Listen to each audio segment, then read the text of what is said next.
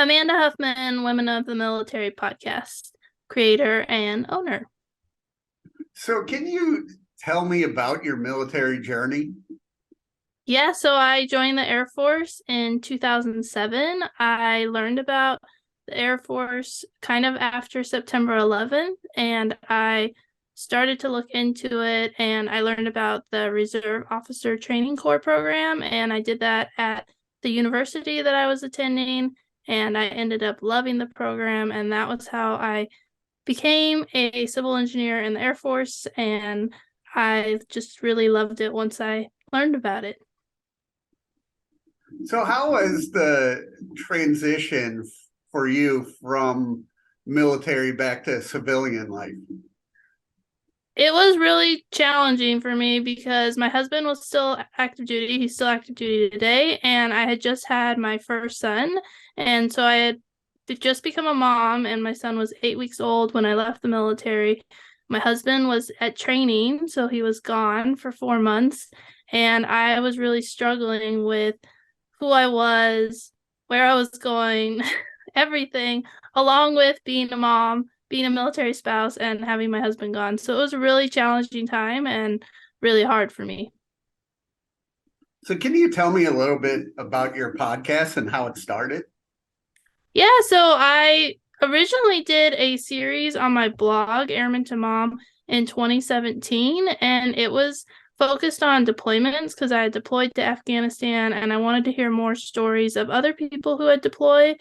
And when I did my call for stories, almost all the stories that came back were from women, and they had such varied experiences and so many things that I didn't know women were doing in the military that I wanted to learn more. And so I had originally started with the idea to do the blog series again in 2018, but as I said, my husband's in the military and we PCSed, and I decided I don't want to do a blog every month in October. That's a little crazy. And so I said, let's do a podcast. And so I started a podcast and I had collected some stories, so I felt confident that I could do a weekly podcast. And if I had a gap, then I would have these stories as a backup. But I ended up not needing to use those stories as a backup. And so I made them into a book. But that was where the podcast idea came from and where it all started. So, as a former a veteran and a military spouse, how important is it to have a good support system? It's so important. I think one of my biggest challenges when I left the military was that I felt really isolated and alone. I thought that my experience was like, I didn't think there were other people who could understand because I had left the military to be a stay-at-home mom and not get a job. I thought no one else would understand what I was going through.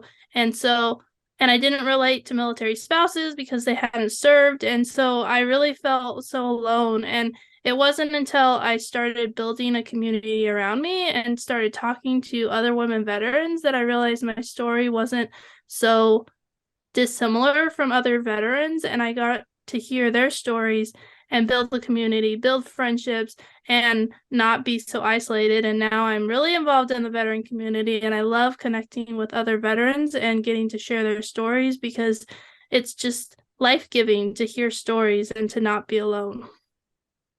What are some of the things you've learned from the people you have talked to with similar experiences? I think I've learned that there's a lot of different ways to leave the military and a lot of different ways to solve a problem, and that just because one person experienced something, it doesn't mean that your experience is going to be the same. Like your mental health could be different, your overall like family life could be different. And so there isn't really a wrong way to do whatever you're going to do. I mean, there are wrong things you could do, like there are destructive habits that are not Right. good, but just because you're not following like the military path of like getting out, getting a job, and doing like the traditional route, I've learned that there are actually lots and lots of different variations of what you can do. And that's really helped me in the future with my path forward because I feel this community among veterans where when I left the military, I thought it's very structured, it's very Right. rigid, and we're all the same, and I just am not included. And then I realized, no, I am part of this group, and I should be able to share my story. What advice would you give young women who want to join the military and follow your footsteps? So I did write a book called A Girl's Guide to Military Service, Oh, and that's perfect. Yes.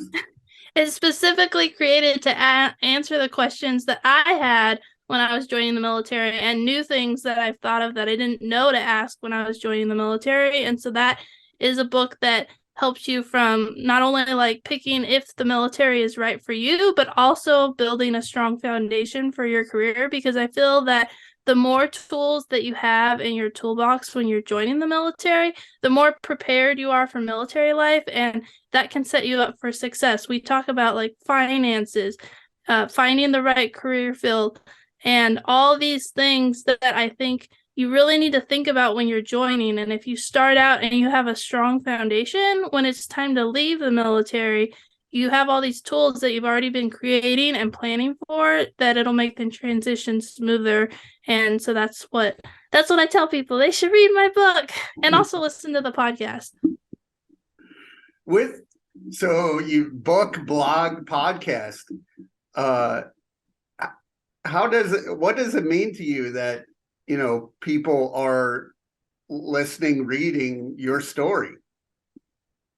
I mean, at first it felt a little weird, but then the more that I shared my story, the more that I got impacts or stories from people who have told me how my story has impacted them. And so it gives me more bravery, I guess, to continue to share my story and to go deeper into the parts that I originally wouldn't have wanted to share with people. And so I I just feel so lucky that I'm able to share my story and that it's able to help people in their journey, be it joining the military, serving in the military, or transitioning out.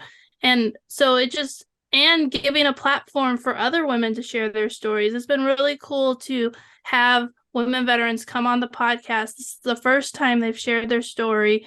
And then they go on and they share their story in a larger stage or at a presentation, or it opens a new career opportunity just from being a guest on a podcast. And I didn't know when I started that was even possible. And so it's just been really cool to see all the different opportunities that not only have come for me, which have been amazing, but also for my guest on the show.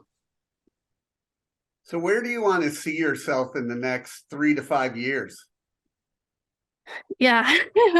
my my goal for the future is to start to build a team of women veterans who can help come alongside me in growing this mission, so that it's not just me trying to get the word out, but actually building up a team and hiring people so that it's a team effort and not just an Amanda effort. And so there's ideas for like maybe doing conferences or in-person meetups of some scale, and doing more things that can bring women veterans together in a community, and especially bringing not just women veterans, but women who are serving and women who are looking to join, and how we can bring those three groups together so that we can support each other and provide mentorship and community, and not just have it be segmented, because that's the way it is kind of right now. It's like people joining, people serving, and people who have left. Right. And I want to bring us all together, because I think we can give more up-to-date information if we're closer in that journey. Like me telling people about what they need to know when they join. I mean, I did a lot of research, but someone who's in the service can give that like up to the minute changes of like things that are happening within the branch they're in that are changing the way it is for them in their career field. So like the more commonalities you can get and the more closer in career fields and career time, then you can get more connections. So trying to build that community, and I need a team of people to do that. So I'm working to build that team. Well, how can people reach out and listen and help and all that Yeah. stuff? So my favorite place to hang out on social media is LinkedIn, and I read all the messages that people send me there. So that's like the best way to connect with me. But you can also go to my blog and comment on the blog, or leave a review on the podcast, and I can connect with you there that way. But the best platform is LinkedIn.